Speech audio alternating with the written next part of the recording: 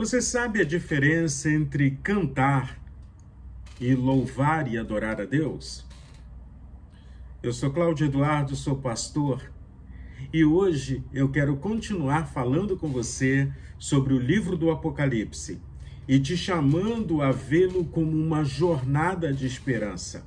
O livro do Apocalipse, ele mostra numa visão a João, que está ali na ilha de Pátimo, tudo aquilo que haveria de acontecer ou que estava acontecendo em sua época, para que ele registrasse a mão do Senhor ou como Deus iria agir no decorrer da história da humanidade.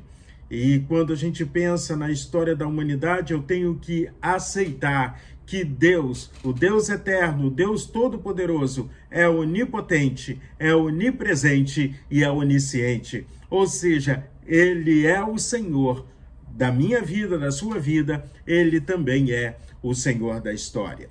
Quando a gente chega no capítulo de número 14, é lindo a gente ver o poderio do Cordeiro, o Cordeiro de Deus que tira o pecado do mundo. Mas não só isso, é ver a implantação do reino de Deus de forma total, de forma completa nesta terra.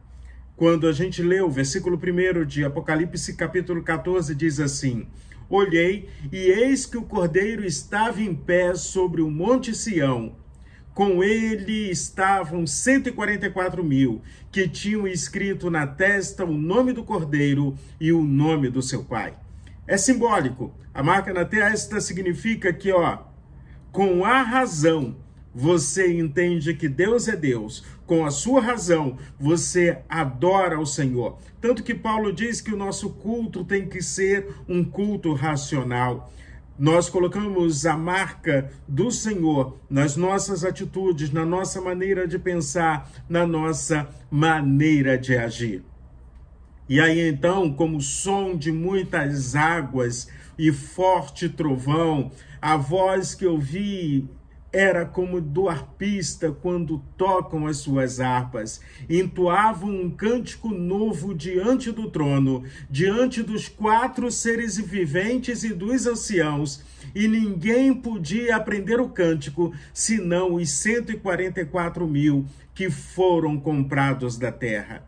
Já falei com você em vídeos anteriores que 144.000 significa todos aqueles que reconhecem que Jesus é o Cristo, que Jesus é o Filho de Deus e que o sacrifício de Cristo é suficiente para nos levarmos à presença do Pai. 144.000 simboliza o povo de Deus, simboliza a igreja fiel, simboliza aqueles que têm a marca do Cordeiro de Deus na sua vida. E quando temos a marca do Cordeiro de Deus, fazemos diferença. Quando temos a marca do Cordeiro de Deus, nós somos diferentes, porque o Cordeiro de Deus, Jesus Cristo, caminha conosco. E aí, então, quando a gente pensa sobre louvor e adoração, eu fico tentando entender aqui como é que os outros não conseguem aprender esse novo cântico. Até porque eu entendo que adoração e louvor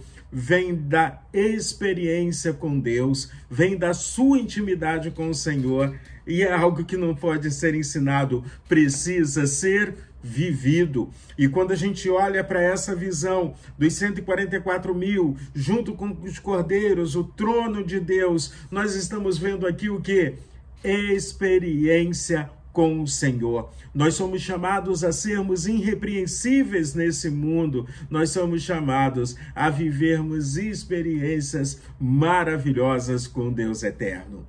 Continuando ainda no capítulo 14, a partir do verso 6, nós temos 3 anjos que estão anunciando a justiça do Senhor, anunciando que Jesus Cristo é Salvador, anunciando que o Deus eterno é o Todo-Poderoso. O primeiro anjo dá um grito numa voz muito forte. Vamos gritar: temam a Deus, deem glória a Ele, pois é chegada a hora em que Ele vai julgar. E adorem aquele que fez o céu, a terra, o mar e as fontes das águas. Esse aí é um resumo, é o verdadeiro evangelho que precisa ser pregado. O Deus de amor deve ser adorado, mas o Deus de amor também há de julgar, porque o Deus de amor também é o Deus de justiça. Não podemos fugir disso. Evangelho significa boas novas, significa boas notícias, e nós temos que cumprir com a nossa responsabilidade.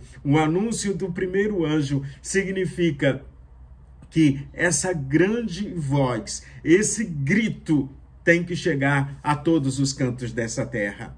O segundo anjo, está ali no verso 8 do capítulo 14, grita: caiu, caiu a grande Babilônia, que fez com que todas as nações bebessem o vinho do furor da sua prostituição. Os poderes humanos, os impérios humanos não podem ser maiores do que o reino de Deus. A implantação do reino de Deus é algo presente, é algo real, e nós podemos fazer parte disso e vivenciarmos essa experiência maravilhosa.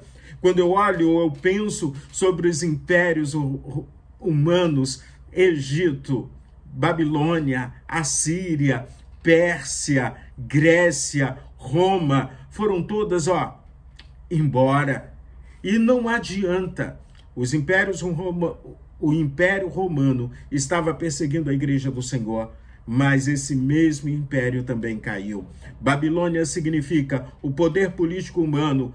Babilônia significa o ser humano não vivenciando o melhor de Deus. Babilônia significa pessoas, homens e mulheres, escolhendo adorar a besta ao invés de adorar e louvar ao Senhor.